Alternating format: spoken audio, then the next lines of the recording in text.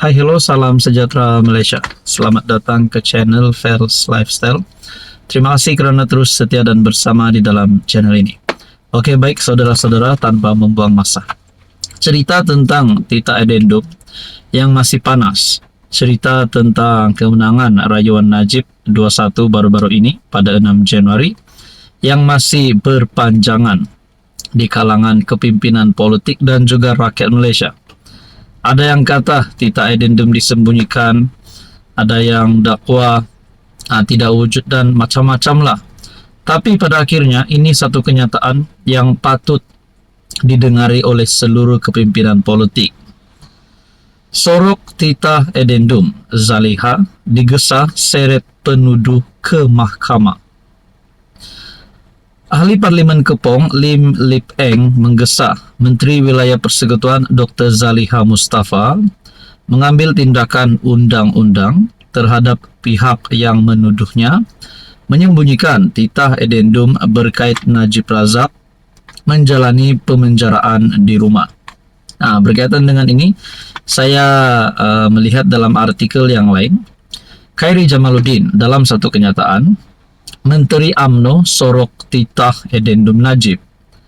KJ mendakwa terdapat krisis kepercayaan terhadap bekas partinya UMNO susulan isu Tita Edendum yang melibatkan Najib Razak. Khairi yang dipecat UMNO menuduh Menteri Undang-Undang Azalina Othman Said bersubahat menyembunyikan dokumen tambahan yang membenarkan Najib menghabiskan hukuman pemenjaraannya dengan menjalani tahanan di rumah. Dalam kenyataan ini juga berkata, Khairi membalas dengan sinis, saya rakyat Malaysia tidak dilahirkan semalam.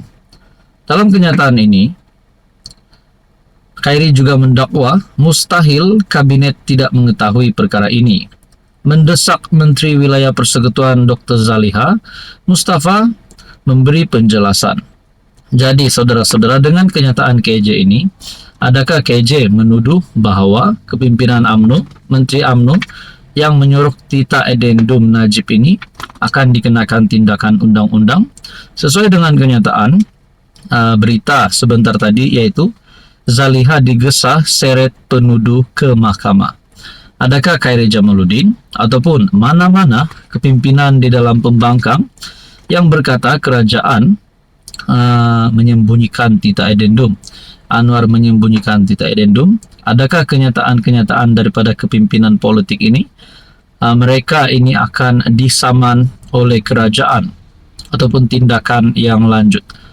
Kalau disaman, berapa jumlah saman? Dan adakah tindakan ini akan membawa kepada pemenjaraan kepada pemimpin-pemimpin yang membuat tuduhan ini? Saudara-saudara, apa komen Anda? Saudara-saudara yang saya amat hormati, selamat datang ke channel Fels Lifestyle. Berkaitan dengan Tita Edendum, sudah pasti ramai yang mula bercakap. Tapi yang paling mengejutkan adalah kenyataan Khairi Jamaluddin baru-baru ini yang mendakwa bahawa Menteri UMNO menyembunyikan Tita Edendum. Khairi Jamaluddin juga mendakwa Menteri UMNO bersubahat di dalam menyembunyikan Tita Edendum. Sesuai dengan satu tajuk berita sebelum ini, Menteri UMNO sorok Tita Edendum Najib, kata Khairi Jamaluddin. Khairi menuduh Menteri Undang-Undang Azalina Othman bersubahat menyembunyikan dokumen tambahan berkaitan dengan Tita Edendum.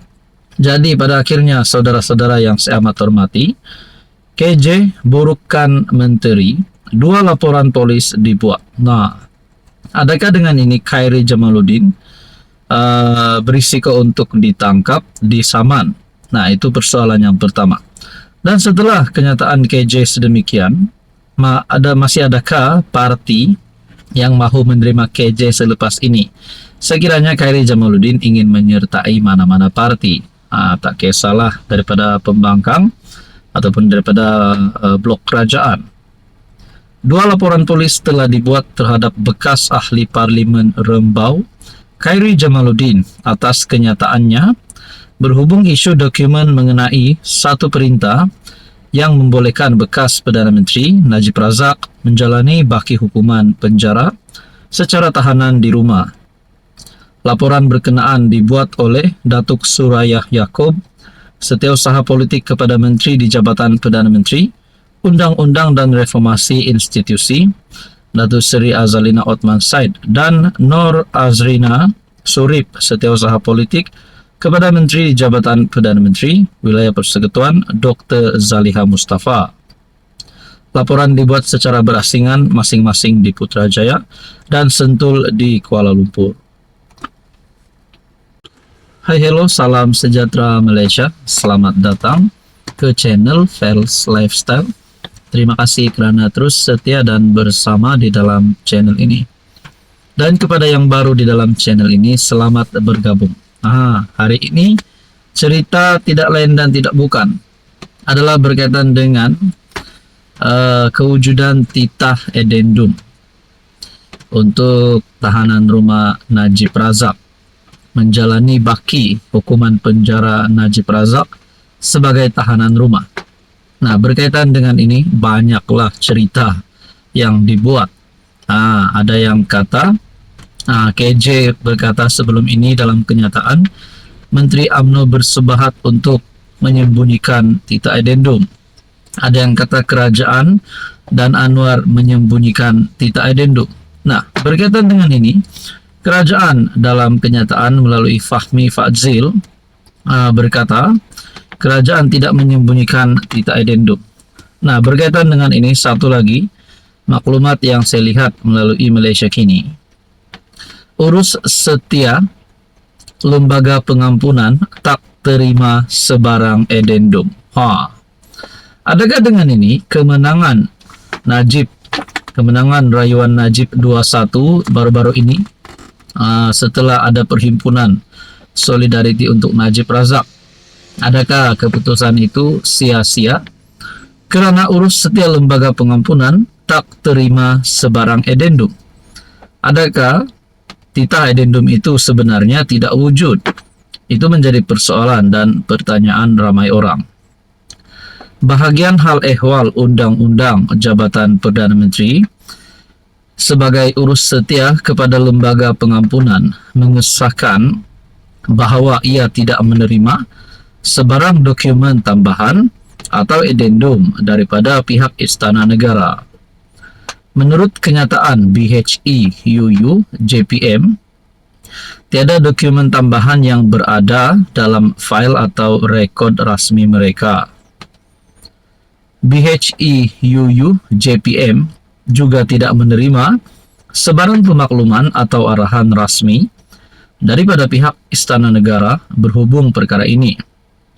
BHE UU JPM menegaskan bahawa sebarang kenyataan yang boleh mengelirukan orang ramai mengenai kedudukan atau peranan lembaga pengampunan adalah tidak wajar dan berpotensi mengundang tindakan sewajarnya.